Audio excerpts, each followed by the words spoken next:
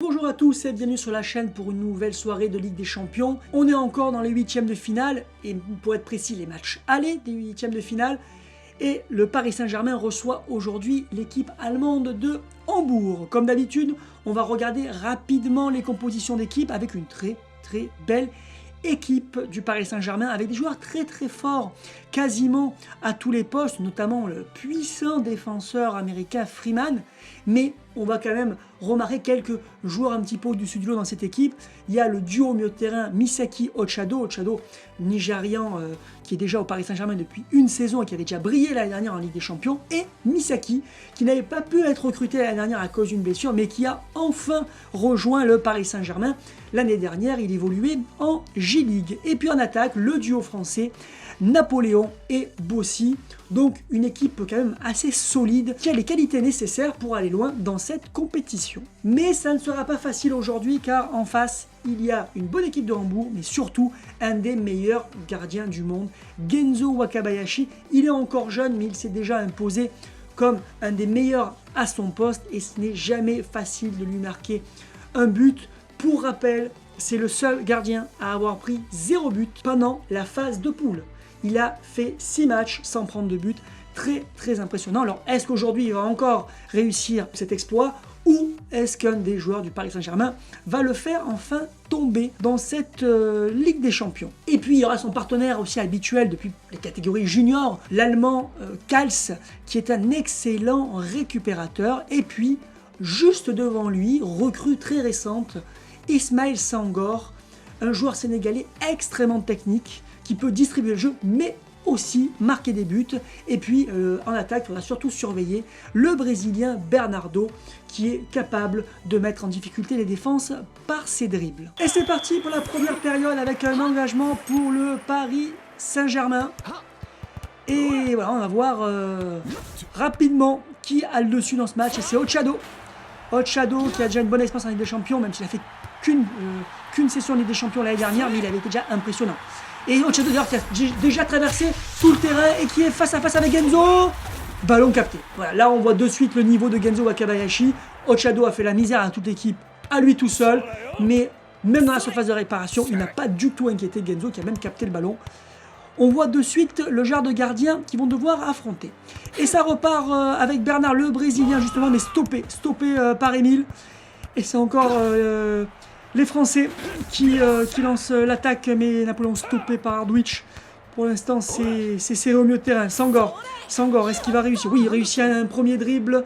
Est-ce qu'il va dribbler un deuxième joueur? Sangor, oui, il a dribblé un deuxième joueur. Je vous parlais de sa technique qui est très impressionnante. Et c'est déjà un premier tir pour Sangor. Est-ce que ça va être l'ouverture du score? Son fameux snake shoot. Mais non, un joueur parisien a réussi à dévier le ballon en corner. Je vous avais dit qu'il y avait des très bons joueurs à tous les postes dans cette équipe du PSG. Et on peut le voir tout de suite avec ce tir dévié. Et là, dans la surface de réparation, il y a eu cafouillage et c'est la contre-attaque avec Napoléon. Napoléon, est-ce qu'il va y aller tout seul ou est-ce qu'il va faire une passe? Il a déjà dribblé un joueur et il passe à Bossi. Bossi qui dribble un premier Allemand, mais il est stoppé par Hendrix. Et ça repart avec Sangor avec Kals, plutôt joueur défensif, mais bon, d'ailleurs, il a été stoppé. Je vous le disais, les offensifs, c'est pas non plus sa spécialité, même si il arrive qu'il en fasse. Misaki, oula, pour sa première action dans ce huitième de finale, il n'a pas été très bon. Alors, on l'avait vu dans un match de groupe face à Barcelone, où il avait fait un plutôt bon match quand même. Pour ses débuts en Ligue des Champions, c'était quand même un match intéressant. Et le PSG avait même battu Barcelone. Là, c'est Bernard qui a perdu le ballon. Dommage, pour l'instant, un petit peu décevant. Et ça repart. Kals, non, il a été stoppé. Et Ochado, on l'a pas vu depuis sa première occasion. Mais dès qu'il a le ballon, il est extrêmement dans le jeu. Voilà, il a déjà éliminé 2 joueurs. Il va en passer peut-être un troisième. Oui, il a passé un troisième. Ça va être encore un duel entre Ochado et Genzo. Il rentre dans la surface de réparation. Il a bout portant. Duel qui va avoir le dernier mot. Genzo capte le ballon. Mais quel monstre Genzo Wakabayashi. On comprend qu'il n'ait pris aucun but en phase de groupe. Et ça repart avec un bon. Non, Napoléon a déjà récupéré le ballon et a dribblé 2 joueurs. Non, il est stoppé. Il a été trop gourmand, Napoléon. Il a un petit peu du mal en ce début de match. Très serré, c'est Senghor comme d'habitude qui lance les offensives, mais stoppé par Emile qui repère le ballon immédiatement derrière. C'est Hoover avec Bernard. Allez, il faut qu'il montre de meilleures choses, Bernard le Brésilien. Il a fait un premier dribble et ça va finir par un duel contre Costa qui va l'emporter. Et c'est Bernard, mais ça ne donnera rien. Arrêt du gardien américain Clark. Nouvelle recrue aussi du Paris Saint-Germain. Et ils en avaient besoin parce que le Paris Saint-Germain a souvent eu des gardiens un peu faibles. Donc ça leur fait du bien d'avoir un gardien sûr dans les cages. Ochado. Alors bien sûr, je parle ces dernières années. On a eu bien sûr des grandes stars comme Bernard Lama dans le passé du Paris Saint-Germain. Ochado, encore un duel face à face avec Genzo. Est-ce que c'est possible que Genzo va être battu? Non, toujours pas. Genzo est tranquille. Il capte les ballons, même quand le fusil à bout portant. On comprend qu'il prenne si peu de buts. Senghor, mais il part de trop bas, Senghor. Là, il faut qu'il fasse des passes. Il faut qu'il fasse des passes. On est aux 2 tiers de la première période. Et Ochado est même venu récupérer. Alors comme d'habitude, dites-nous qui est le meilleur joueur du match. Et pour l'instant, Ochado fait un sacré match. Il a multiplié les dribbles. Il a été 3 fois dans la surface face au gardien, même s'il n'a pas marqué hélas. Et il a même récupéré des ballons. Et c'est à nouveau Ochado qui fait un tir. Genzo Ochado. Ah, cette fois-ci, Genzo a eu plus de mal. Et c'est déjà Ochado qui est sur le ballon et qui fait un centre pour un retourné de Napoléon. Est-ce que c'est l'ouverture du score? Non, Genzo est encore là. Il a réussi à repousser le ballon. Il est impressionnant. Et c'est Arthur. Tête d'Arthur. Est-ce que Genzo est battu? Non, il capte le ballon. Là, j'ai vraiment cru que Genzo était battu cette fois-ci. Mais même cette tête plongeante du Brésilien Arthur n'a pas suffi à le battre. Là, gros match quand même du Paris Saint-Germain. Très impressionnant pour l'instant. Ça va être une équipe difficile à battre et qui pourrait aller très loin dans cette compétition. Et c'est Senghor. Senghor, pour l'instant, il attend un petit peu, il cherche, il dribble encore un joueur extrêmement technique, je vous l'ai dit. Il a réussi, voilà, il a dégagé son tir. Son fameux tir qui avait été dévié en corner tout à l'heure par un défenseur. Cette fois-ci, il arrive, mais Clark capte le ballon. Très bon ce gardien américain. Et ça repart. Est-ce que les Parisiens vont tenter une nouvelle action? Misaki, qu'on n'a pas revu depuis très longtemps. Très discret dans ce match, Misaki. Et Ochado à nouveau, c'est lui qui lance l'offensive. Et il a déjà dribblé 2 joueurs. Est-ce que ça va aller au bout comme d'habitude? Non. Cette fois-ci, il remet derrière. Il reste peu de temps. Misaki oula, qui a mystifié son adversaire et qui a dribblé un 2e joueur. Misaki qui fait une longue passe pour Bossi. Bossi perd le ballon, hélas. Mais belle action de Misaki qui s'est enfin réveillé. Là, ballon perdu par Hambourg. Et Hambourg vraiment en difficulté. L'équipe ne tient que par son gardien. Avec un autre gardien, il y aurait déjà au moins 2-0, voire plus dans ce match. Et c'est Arthur qui va avec Bossi. Napoléon, qui fait un tout petit match. Cal qui récupère le ballon. Et oui, il faut soulager un petit peu Genzo là, qui a eu beaucoup d'arrêts à faire. Senghor, c'est quasiment la fin de la première période. Est-ce qu'il va tenter un dernier truc? Non, c'est fini. Et c'est parti pour la deuxième période avec un engagement de Hambourg. Et ça fait circuler le ballon là, récaler un petit peu le jeu, parce qu'ils ont vraiment souffert en première période, vraiment dominé totalement par le Paris Saint-Germain. Et c'est encore Ochado encore. Quel joueur ce Ochado. Il a même récupéré le ballon là, il fait tout. Misaki beaucoup plus en forme là depuis le milieu de la seconde période, même si là il perd le ballon. Et ça repart Senghor. Non, là c'est un petit cafouillage et Arthur a récupéré le ballon. Un début un petit peu tranquille, là, début de deuxième période. Ochado, Bossi, il faudrait aussi que Napoléon se réveille. Vraiment trop transparent dans ce match. Et oui, il a encore perdu le ballon. Napoléon. Bonne défense d'Hambourg, heureusement, pour que la défense tient un petit peu le coup, parce que le milieu de terrain et l'attaque sont en difficulté dans ce match. Là, Bernard avec Senghor. Senghor qui a été le plus dangereux du côté de Hambourg dans cette première période, qui a dribblé un premier joueur. Qu'est-ce qu'il fait? Il est face à face et il perd le ballon. Et oui, il a trop attendu et bonne sortie de Clark. Et ça repart avec le Paris Saint-Germain. Kals qui récupère le ballon. Il a fait quelques bonnes interventions, Kals. Et c'est un tir de beaucoup trop loin. Et pas assez puissant.